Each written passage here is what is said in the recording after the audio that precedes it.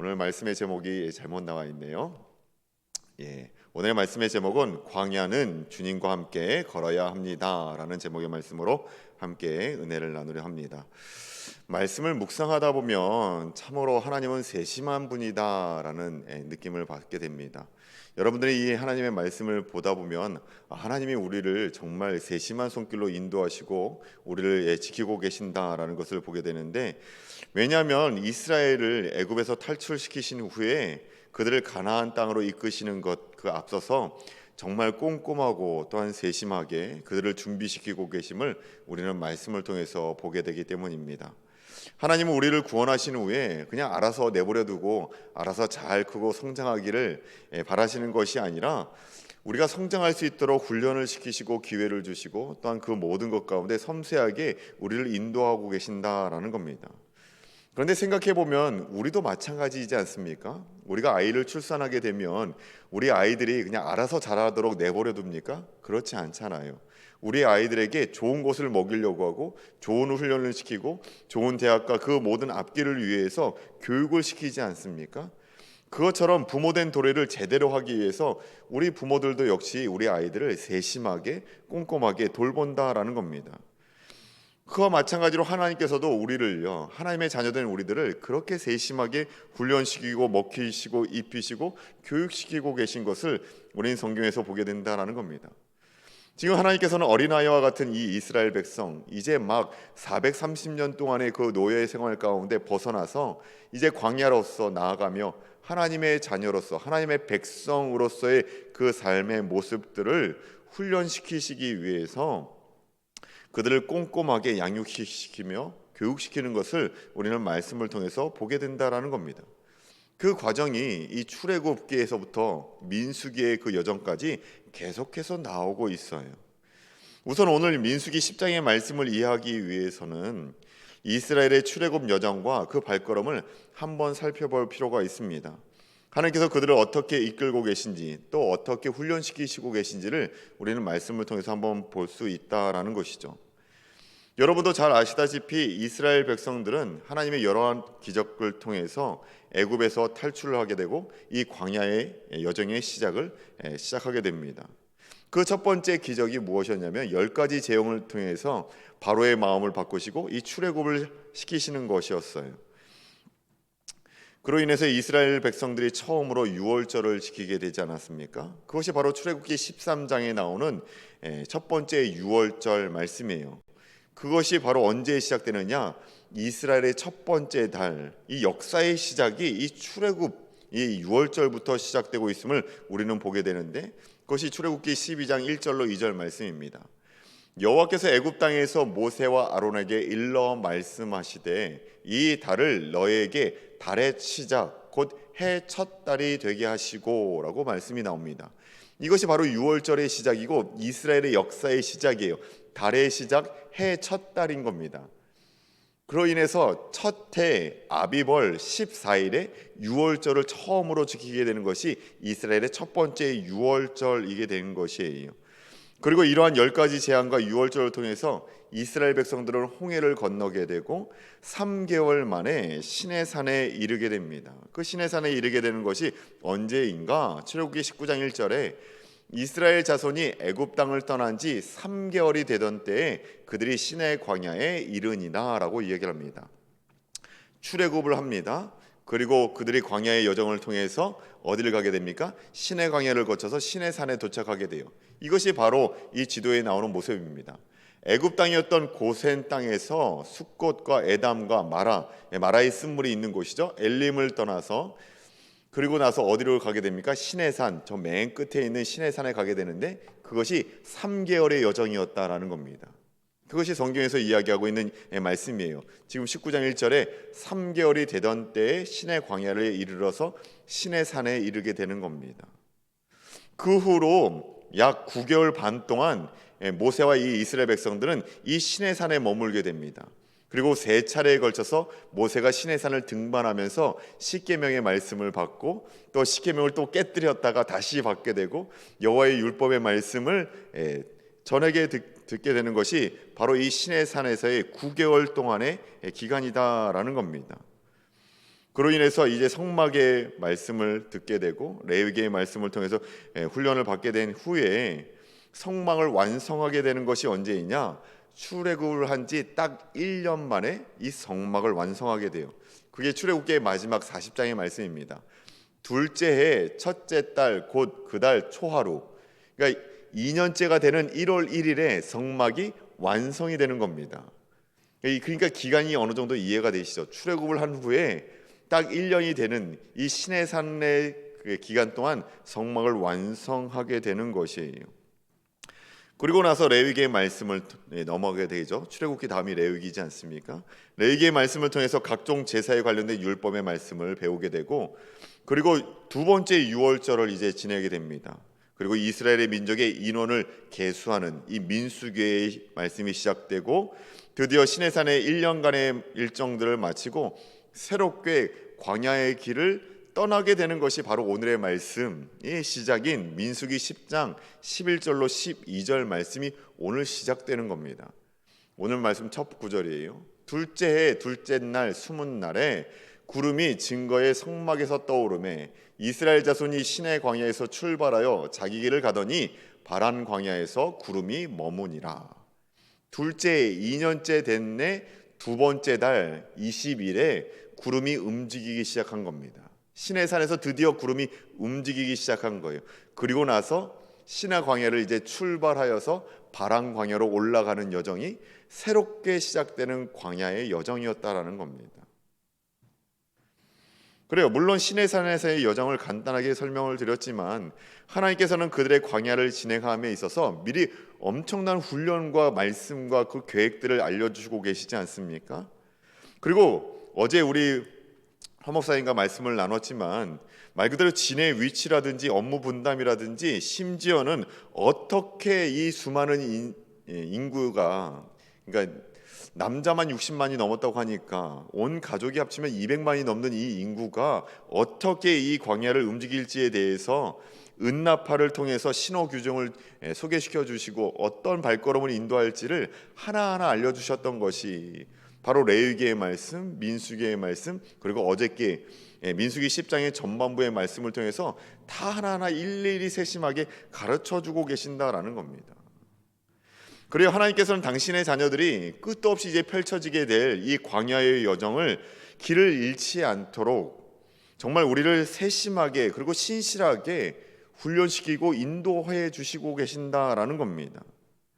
그런 의미에서 그 앞에 나왔던 이 불기둥이든 구름기둥이든 나팔소리든 그 목적은 딱 한 가지예요. 이렇게 훈련시키시는 목적은 딱 한 가지라는 겁니다.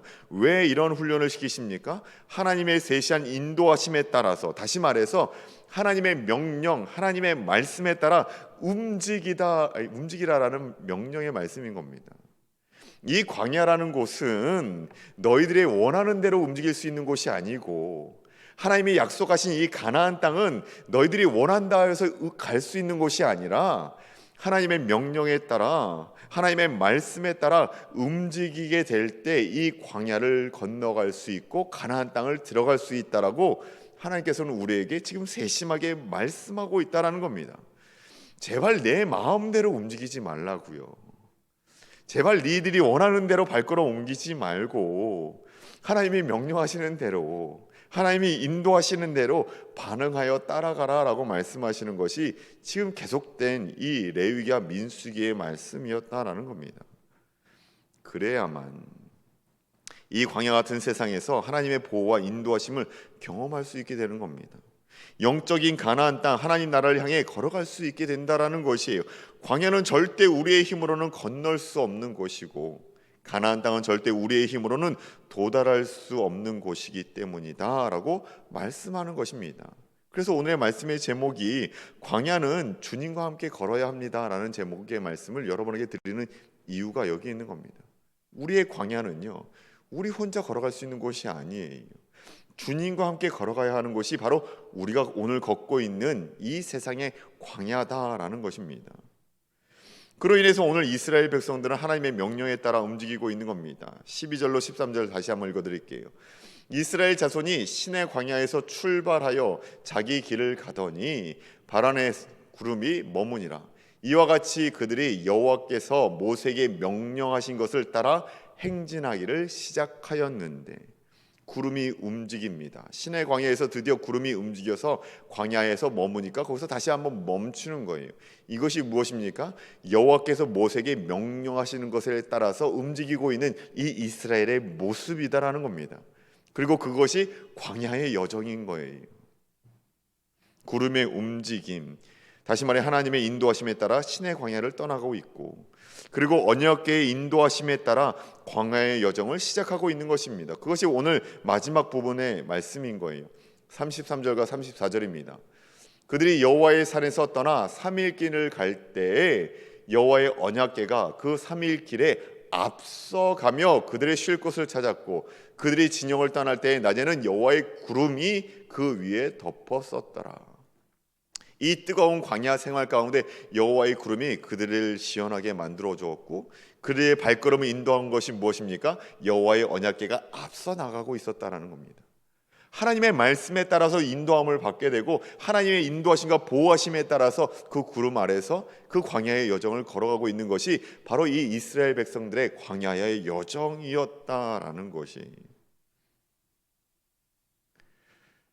그 가운데 우리의 광야 길도 안전할 수 있었다라는 겁니다. 미국의 닉슨 대통령 시절에 조찬 기도회 때 레너드 국방장관이 그 자리에서 이런 이야기를 했다라고 합니다. 미국의 국방의 힘, 경제의 힘, 과학의 힘은 사상 최상의 것입니다.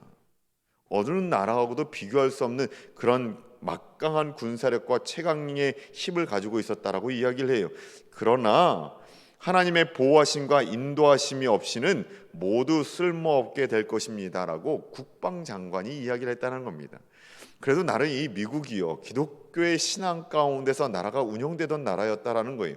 지금하고는 다르게요. 지금하고는 다르게. 그래요. 성경도 우리에게 이 사실을 언제나 이야기하고 있지 않습니까? 시편 127편 1절이요. 여호와께서 집을 세우지 아니하시면 세우는 자의 수고가 헛되며, 여호와께서 성을 지키시지 아니하시면 파수꾼의 깨어 있음이 헛되도다요. 하나님이 집을 세우지 않으시고 하나님께서 성을, 우리의 성을 지켜주시지 않으면 이 모든 것이 헛된 것이다라는 겁니다. 우리가 아무리 강한 힘을 가지고 있고 아무리 최강의 것을 우리가 소유하고 있다 할지라도 하나님이 지켜주시고 인도하심이 없다면 모든 것이 헛된 것이다라는 겁니다. 쓸모없게 되는 것이. 우리의 능력으로는 절대 도달할 수 없는 것이 가나안 땅, 바로 하나님의 나라인 겁니다.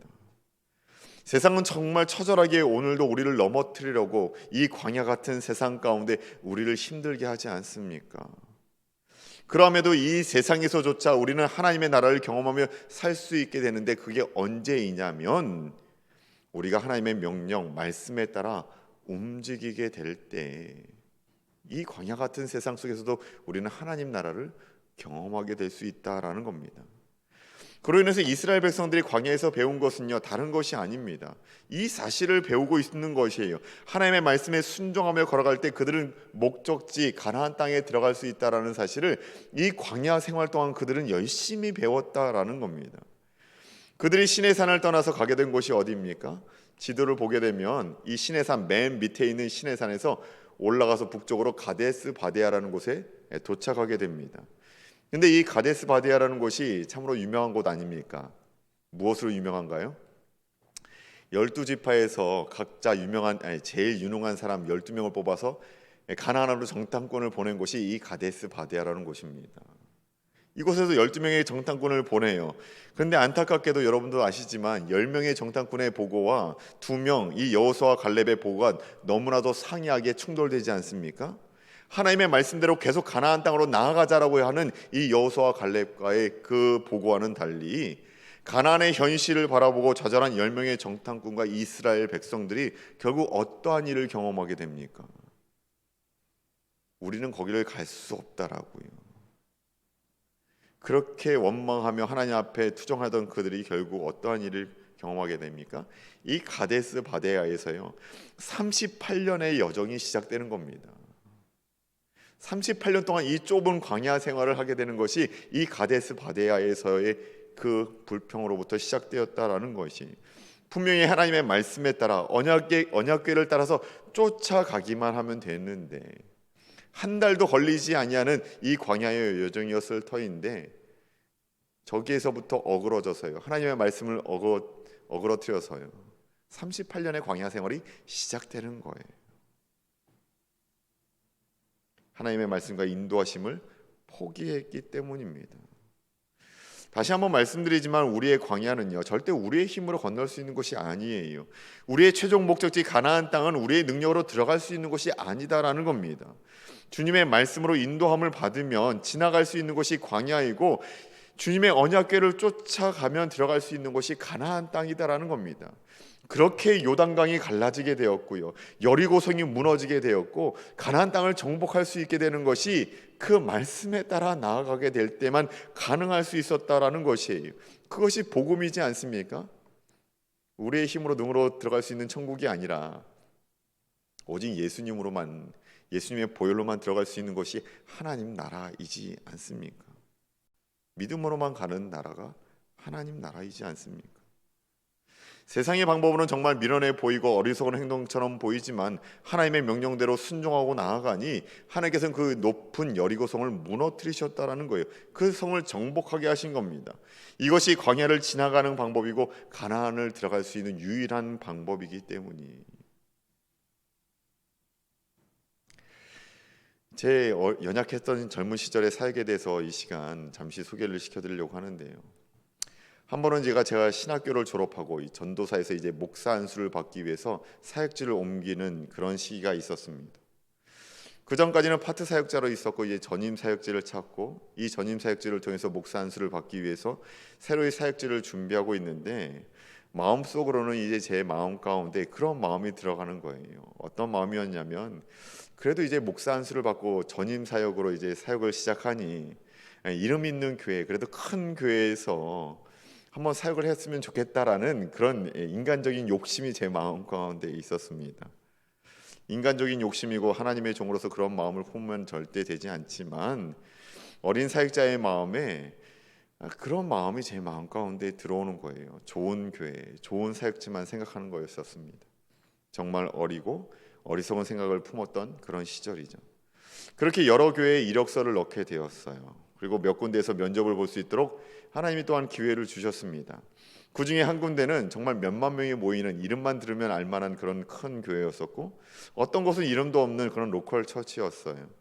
그래도 하나님께서 기회를 주셨으니 어디든 부르시면 간다라는 생각을 가지고 있었지만 한편에는 제 마음 한편에는 그래도 큰 교회에서 불러줬으면 좋겠다라는 생각이 제 마음 가운데 있었고 그런 기도 제목을 하나님 앞에 드렸던 적이 있었습니다.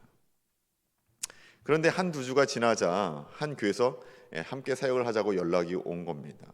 어디서 왔느냐 하면 그냥 로컬 처치에서 온 거예요. 그렇게 크지 않은 교회. 물론 로컬 처치라 해도요 한 1,500명 정도 모이는 교회였었습니다. 그럼에도 불구하고 몇만 명이 모이는 교회하고는 비교할 수 없는 작은 교회죠. 그래도 그곳에서 하나님께서 불러주셨으니 이곳이 하나님이 보내시는 곳이구나라고 생각하고 가겠습니다라고 감사함으로 사역에 응했어요. 사실 써주는 것만 해도 감사한 그런 교회였죠. 그런데 문제는요 그 다음 날 또 연락이 온 겁니다. 그 몇만 명 되는 교회에서 저에게 연락이 온 거예요. 같이 사역을 합시다라고요. 그 순간 제 마음 가운데 갈등이 막 치는 겁니다. 갈등이 오는 거예요. 하나님, 하루만 빨리 연락을 주시지 왜 그게 하루 차이로 연락을 주셔가지고 고민을 하게 합니까?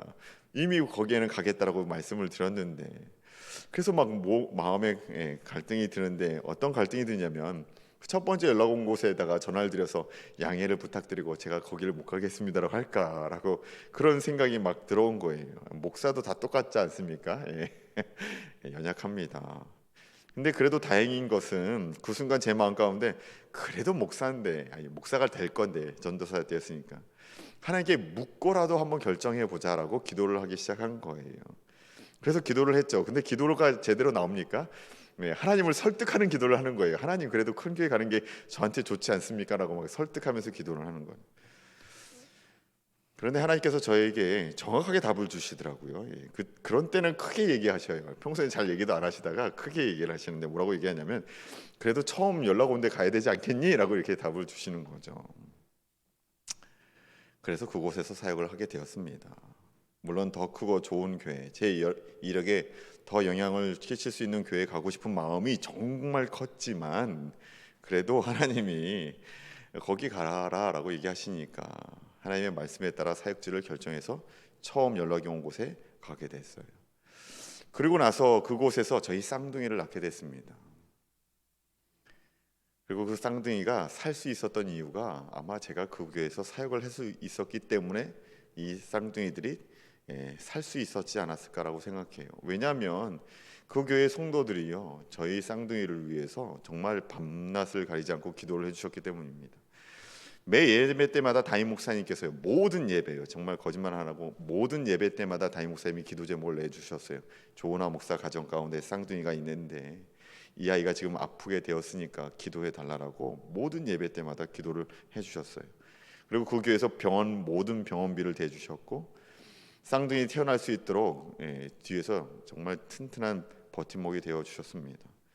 더 나아가 제가 사역하는 그 5년 동안 1,500명이었던 교회가 2,500명이 되는 교회로 성장을 하게 됐는데 정말 담임 목사님께서 기회를 주셔서 행정 목사 일을 감당하게 하셨는데 그 교회에서 어떻게 교회가 세워지고 성장하는지를 정말 옆에서 보게 해주셨어요. 담임 목사님이 옆에서 보게 해주셨다라는 겁니다. 아마 큰 교회를 갔으면 그냥 한 부서를 맡아서 섬겼겠죠. 교회가 어떻게 성장하는지 어떤 모습으로 목회를 할 수 있는지를 보지 못했을 거예요.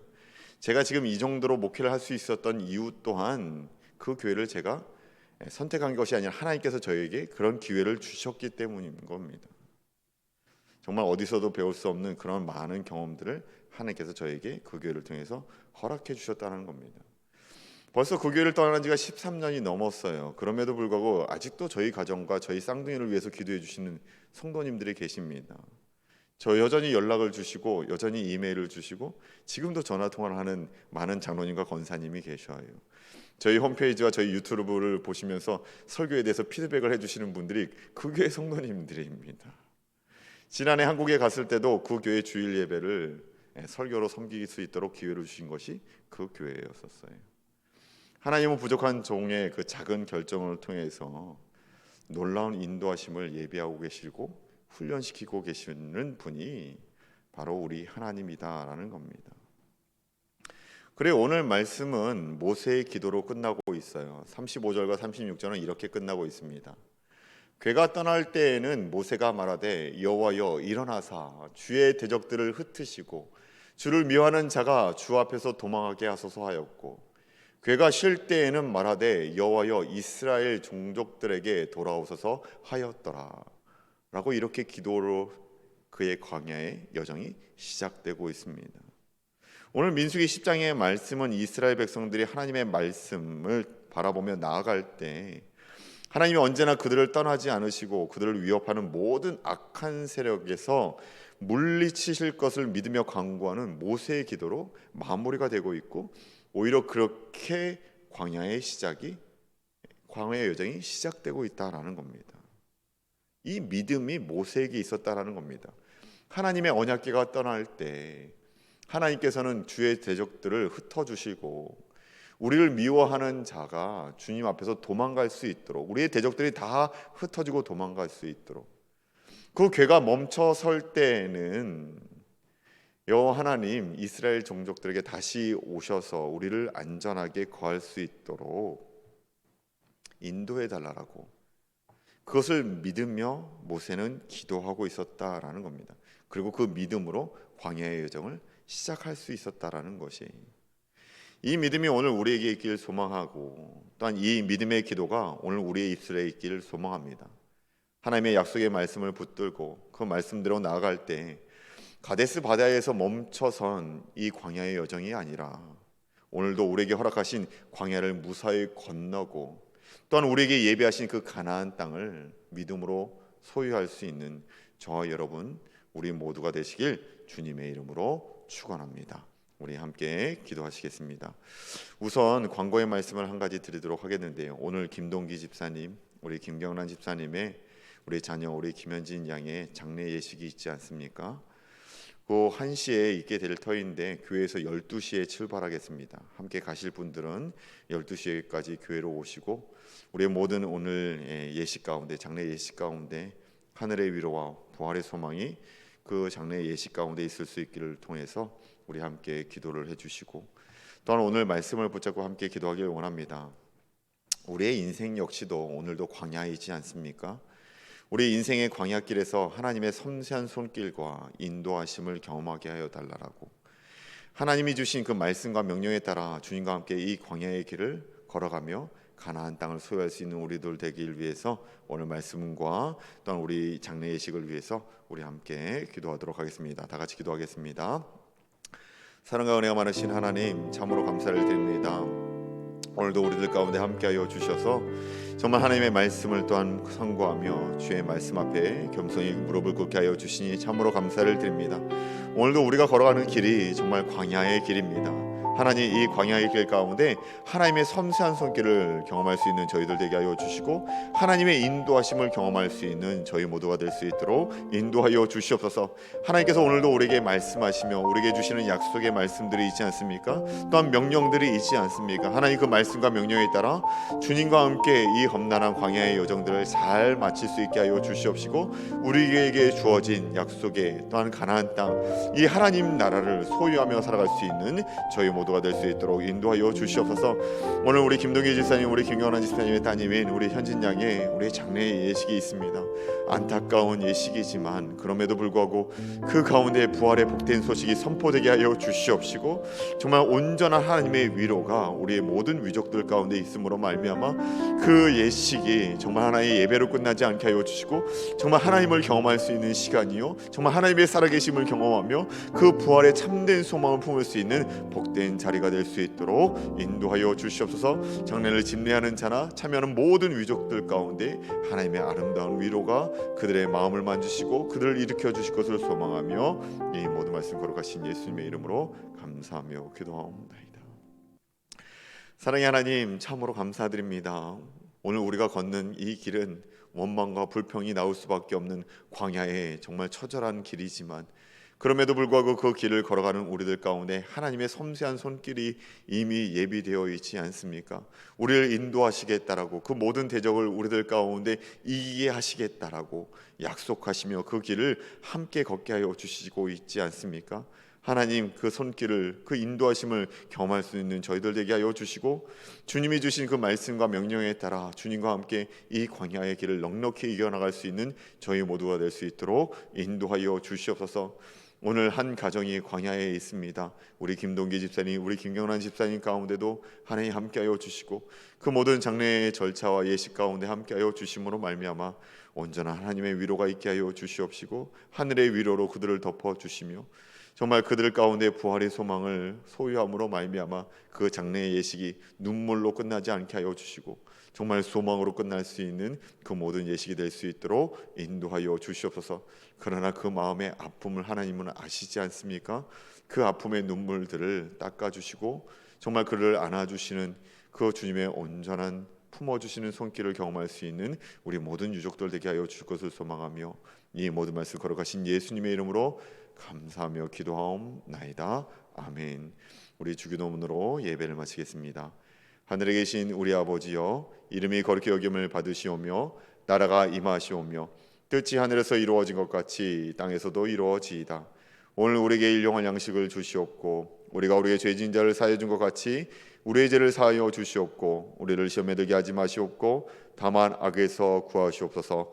나라와 권세와 영광이 아버지께 영원히 있사옵나이다. 아멘.